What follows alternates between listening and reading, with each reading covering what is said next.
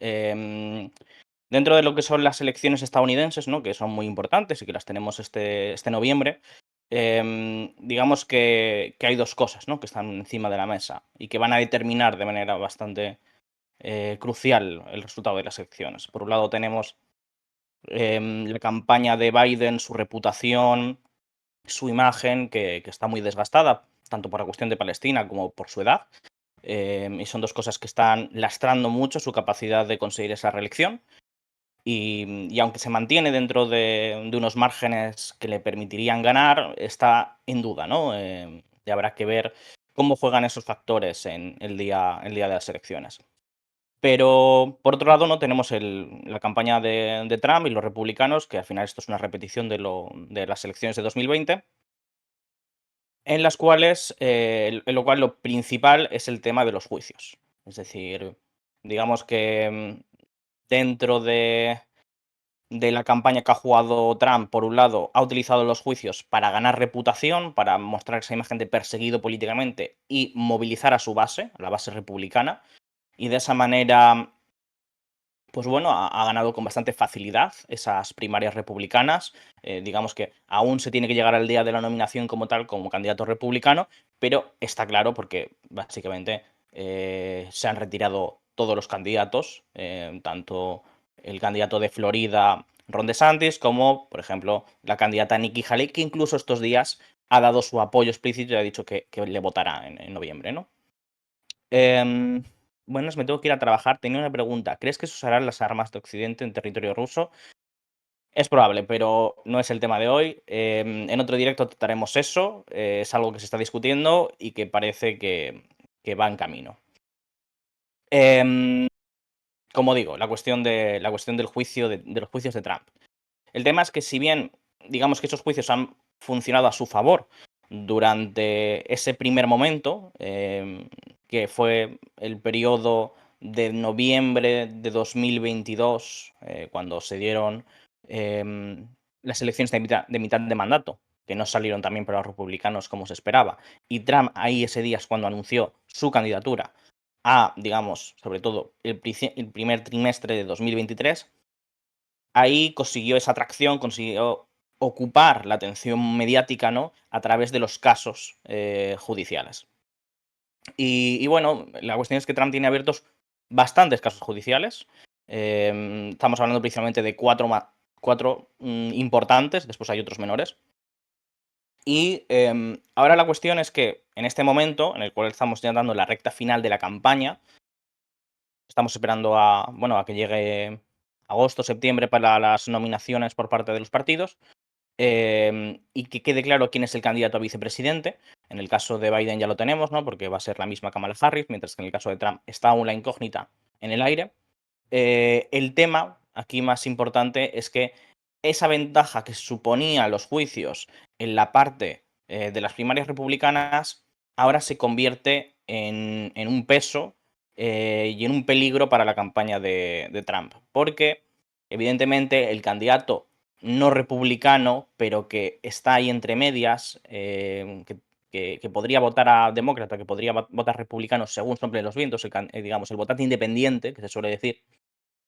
Em, la cuestión es que ese votante es más susceptible de, si hay una condena, digamos, ¿no? Que podría ocurrir, de dejar de votar a Trump, ¿no? Así es una pregunta. ¿El cargo de presidente da inmunidad judicial? Hasta cierto punto. Digamos que además eso es justamente lo que está a debate en parte de los juicios. ¿Hasta qué punto se da inmunidad judicial? Es decir, por un lado está la cuestión de la inmunidad durante el mandato presidencial. Hay precisamente uno de los juicios, lo que argumentaba la defensa de Trump es que la inmunidad es total para los actos del presidente, que el presidente no puede ser perseguido por las decisiones que tome en el ejercicio de su cargo. Digamos que mayormente esa opinión no es compartida y en principio no va a ser la guía jurídica bajo la cual se le va a juzgar, sino que se le podrá condenar por acciones que ha tomado durante su mandato, porque si no, bueno, incluso llegaba durante una de estas lecturas de los juicios, le hacían una pregunta a su abogado y le decía, entonces el presidente podría matar a su rival político y no ser perseguido. Y la defensa de Trump decía que sí. No parece muy inteligente porque, bueno, si lleváramos hasta el límite ese razonamiento, podría estar justificando que Biden le ejecutara.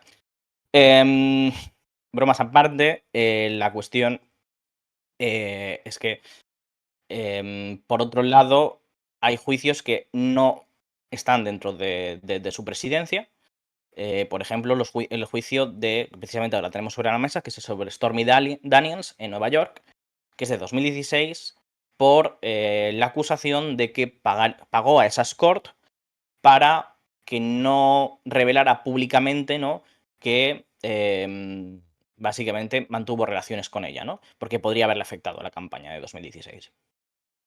Y claro, aquí eh, él podría ser condenado efectivamente, y es lo que está ahora mismo dentro debatiéndose dentro del jurado. Y por otro lado, en relación con esto de la inmunidad, como digo, está el tema de si él se puede perdonar por esos crímenes. Es decir, que si él consigue llegar a la Casa Blanca, puede amnistiarse, puede presentar un perdón presidencial. Em, esto, que digamos, no está claro porque no hay precedente. Incluso él, si fuera a la cárcel, podría presentarse a unas elecciones y podría salir elegido, estando en la cárcel. Aquí lo que hay por un lado es que las leyes, digamos, los juicios a nivel federal, lo que sería a nivel estatal aquí, ¿no? Es decir, a nivel de todo el país, si se le condena por un caso federal, el presidente ahí tiene total potestad, en principio, para amnistiarse, porque es el tipo de juicios que puede amnistiar un presidente, es decir, el de su nivel de competencia. Pero hay juicios, hay dos de nivel federal, pero hay dos de nivel estatal. Digamos, hay uno, por ejemplo, en Georgia y hay otro en Nueva York del que estamos hablando. Estos otros juicios no le corresponde a la potestad del presidente decidir si alguien es amnistiado, sino que depende del gobernador de ese territorio. En el caso, por ejemplo, del caso del de Georgia, ¿no?, que se le acusa de querer influir el resultado de las elecciones y presionar a oficiales del gobierno, con esa llamada telefónica que se reveló, por ejemplo. Aquí estamos hablando de que hay un gobernador republicano y por lo tanto quizá podría recibir una amnistía de su parte. Pero, por ejemplo, en el caso de Nueva York, que en principio igualmente no es un caso tan grave y no tendría por qué ir a la cárcel por este caso que se le está juzgando, em, en este, evidentemente estamos hablando de que hay un gobernador demócrata. Por lo tanto, ahí es más complicado que consiga una amnistía. Los juristas de Estados Unidos, ¿qué dicen sobre esto? Quizá me he perdido, porque no sé cuándo has hecho esa pregunta. Em, como digo, hay bastante debate dentro de los juristas de Estados Unidos y precisamente es que nada de esto tiene precedente, por lo tanto, está muy discutido. Como digo, por un lado, sí que hay consenso en que un presidente puede ser juzgado por lo que hace en el ejercicio de su cargo. Entonces, eso, por ejemplo, no parece que vaya a estar tanto a debate. Ni con Nixon hubo un caso parecido. Con Nixon, si bien hubo un escándalo, digamos, a nivel de proporciones también enorme, nunca se llegó a... es decir, se le investigó, se le abrió el tema del impeachment y después él acabó dimitiendo para no sufrir el proceso de impeachment. Por otro lado, Ford sí que dio una amnistía, pero no se la dio él a él mismo y nunca se le llegó a condenar, en principio, hasta donde yo conozco. Es decir, que es lo que no tiene precedente. Em, y es lo que plantea más dudas. Mm, lo de New York Times es lo de la Who's Money, ¿no? De la actriz porno, eso es. Exactamente. Que es el caso que ahora mismo está sobre la mesa. Es decir, estos días el jurado tiene que decidir qué resultado dar sobre este caso. Podrían decidir condenar a Trump por todos los cargos, podrían absolverle por todos los cargos o emitir un veredicto mixto, digamos, en el cual se le declararía culpable de algunos de los cargos y no de otros. También está la posibilidad que lleguen a un punto muerto si no hay un consenso, porque el jurado tiene que llegar por unanimidad. Al resultado tiene que llegar, al que sea, tiene que ser por unanimidad. Eso es obligatorio. Digamos que esto es tradición en cualquier país, hasta donde yo sé, dentro del uso de jurados, ¿no? Siempre tiene que haber unanimidad. La cuestión, si no llegaran a un resultado y por lo tanto cayeran punto muerto tras varios días de deliberación, está la posibilidad de que el juez declare el juicio nulo. Así que digamos que aquí Trump tiene bastantes ventajas porque es más difícil que se llegue a esa unanimidad y sobre todo que hay distintos cargos, ¿vale? En el infográfico podéis ver los cargos que hay contra Trump y los distintos juicios que hay sobre la mesa. Es decir, por ejemplo, el de Stormy Daniels, que lo tenéis abajo a la izquierda. Como ponéis, acusado de haberle pagado a la estrella porno Stormy Daniels por su silencio antes de las elecciones de 2016. Es decir, esto es grave porque supone interferencia electoral. Y lo hizo con dinero de campaña y no lo declaró. Eso es como lo más grave del caso. Y por eso se le, se le está haciendo el juicio. Y estamos hablando de 34 cargos, ¿vale? Em, mm, Pagó antes de las elecciones para comprar su silencio inscritos como gastos jurídicos en las cuentas de su empresa. ¿Prevaricación podría considerarse? No estoy seguro, porque prevaricación entiendo que es con una autoridad judicial, ¿no? Clinton no fue a juicio por perjurio.